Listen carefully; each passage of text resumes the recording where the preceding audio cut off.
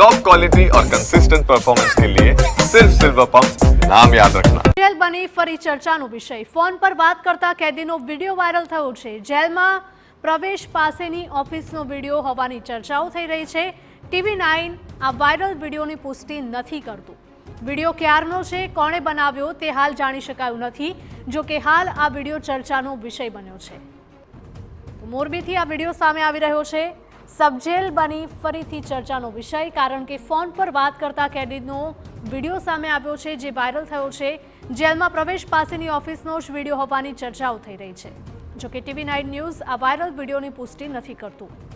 Video ક્યારનો છે અને કોણે બનાવ્યો છે તે હાલ સુધી જાણી નથી શકાયું। સંવાદદાતા રાજેશ જોડાયા છે। રાજેશ, જેલમાં ફોન ક્યાંથી આવ્યો તે સૌથી મોટો સવાલ, અને કેદી ફોન પર વાતચીત પણ કરી રહ્યો છે।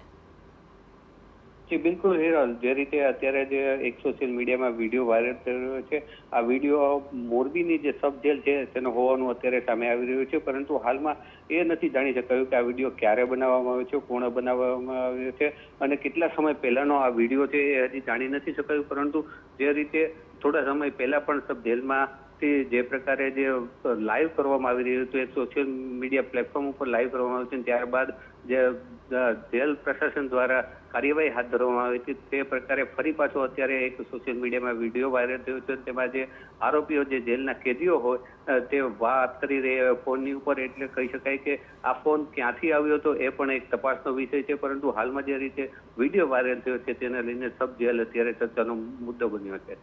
જી બિલકુલ, માહિતી બદલ આપનો આભાર। તો મોરબીની સબ જેલ હવે ચર્ચાનો વિષય બની છે, કારણ કે કેદી પાસે મોબાઈલ ફોન ક્યાંથી આવ્યો તે સૌથી મોટો સવાલ અહીંયા ઊભો થાય છે।